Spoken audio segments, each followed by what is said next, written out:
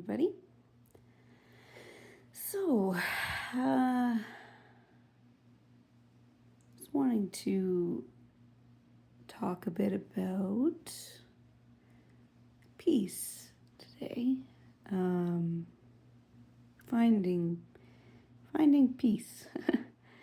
Miss the craziness of this world.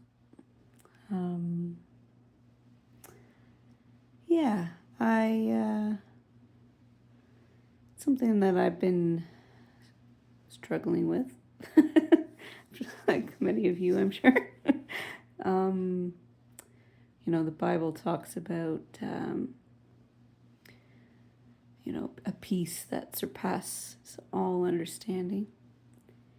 And, I've read about that over the years. And, when you grow up in the church, you hear about it all the time, that.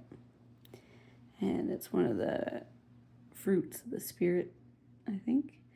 And, you hear about it, I guess. You hear about this elusive peace, right?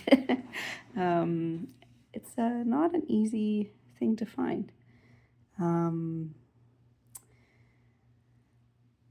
Having peace regardless of what's going on in your life or in the world, there's a lot of things out there that can make people scared or worried or frustrated or just really, really uncertain. And I feel like I'm finally getting to a place where I'm okay with just whatever happens. And I thought I would kind of try and share a little bit how I got there.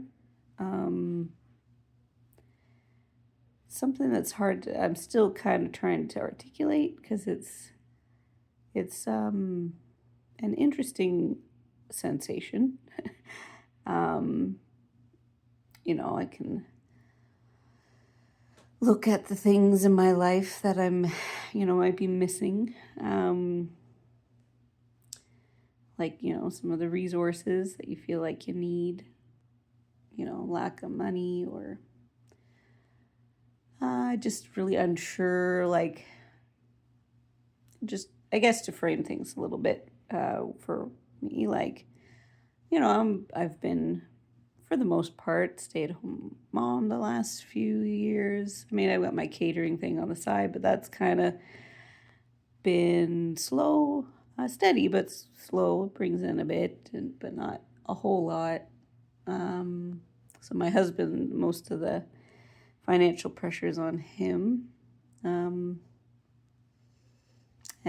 my son's going to be going to school in September, so, that'll open up my time a bit to help my husband more with that. And, there's just a lot of kind of uncertainty, transitions. We've had a lot of car repairs, our fence needs repairs now too. And, just been a lot of things. And we're not sure what the future is going to look like. I have all these things I feel called to and trying to balance that and with like family responsibilities and, you want to take your responsibilities seriously and it's just, for a while I was getting really like stressed about it all, but I finally feel like I'm kind of in a spot where I'm just like, you know what? It's going to be okay. And the only way I've really got to that place is God. That's the simple answer. But like, okay, well, sure. What does that look like? Right? How do you get there? If you believe in God, you believe in Jesus, he's Jehovah Jireh, I think that means provider. He'll take care of you, provide all your needs. Scripture talks about, the there's a one about God taking care of the sparrows and the flowers, and how much more important are you, that he would take care of you. So it comes down to a couple things that I've kind of learned. None of it's easy by any means. So it may sound simple, but trust me, I know it's a very, very hard thing to do, especially if you are a very independent and organized and planned person. And you like to try and make things happen yourself. So these things I know are no easy task, even though they may sound kind of simple when I share them. So what I feel like it's kind of boiled down to is, one, trusting that God says who he is, that God will keep his promises, if that he's made you promises, and that he's a man of his, or a being of his word. Okay. So trust is a big one. Faith that regardless of what your external circumstances look like, that in your heart that God's going to come through for you. And I think the third kind of big thing is letting go of striving and planning. Now that was a very hard one for me, because I've one of those kind of people who just would just keep going and keep doing. I felt like my worth, even though I knew that Christianity is not about works, and you don't have to do anything to earn God's trust or favor, or you don't have to do anything. That's like a religious thing. So anybody who tells you have to do all these works in order to get in with God's good books, that's a lie right there. And but even just growing up, like I always felt like I had to prove myself, that I always had to do. And if I wanted to get anything done, I had to do it myself. I learned over the years in school and stuff, like I had to do it myself. Like I was in so many different groups and things, and just people, slacking off and not caring, and things like that. And it's just like I just learned that I needed to do it myself if I wanted to get anything done. And so that was a really hard thing for me this last year in particular, like just trying to not do anything. I mean, I was, doing things, obviously. I got responsibilities to take care of, but it's just like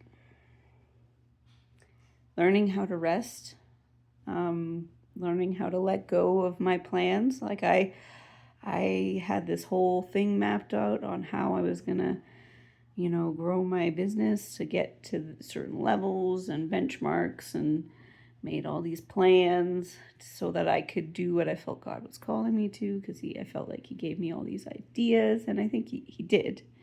But it's just like, it's not me who's going to do them. Like, and that was a long lesson for me to learn, is that it's not anything I can do that's going to make this stuff happen. Like I don't have the resources. I don't have like yeah, it's just like nothing I can do can make this happen, to make things happen. And I've learned over the years that the more I try to make things happen myself, the more I just burn out, or I just spiral down into like frustration or depression or anger. Like it's not I had to learn to let go of everything, all of the plans, all my hopes, my desires, my dreams. I just needed to find a way to be okay if none of those things happened. And still hold on to the belief that God will make those happen. It's just, I'm not going to make those things happen. My job is just to spend time with God, listen to Him, and do just the little things He tells me to do, that I feel nudged to do. And the only way you can get to that place is by spending time with God in prayer, like a lot of time, or reading the Bible.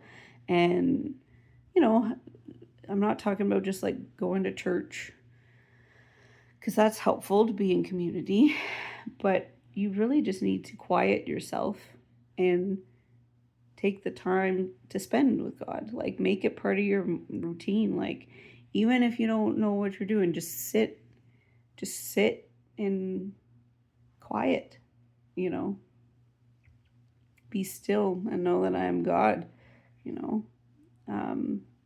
He's an ever small voice. He doesn't always speak in loud, crazy ways. Like, it's sometimes a lot of the time it's quiet and gentle, and, find something that helps you to do that. Like whether that's going for a walk, sitting out in nature, whatever you find that calms your system. And that's not like just a distraction. Like, it's not just scrolling or, or watching TV or movies. I used to cope a lot with movies, escape, or video games. I used to play Sims a lot because it was a way I could build. I knew like some of the money cheats in Sims, so you gamers might know what I'm talking about, but it gives you unlimited money. So I could build, like I mostly played so that I could build houses and things and design without worrying about money. That was an outlet for me, an escape, to build these. I could play God basically in Sims. So, but yeah, got in my little rabbit trailer, but yeah, just find the thing or things that help you still yourself, really still yourself, and maybe even putting on some light, worship music in the background.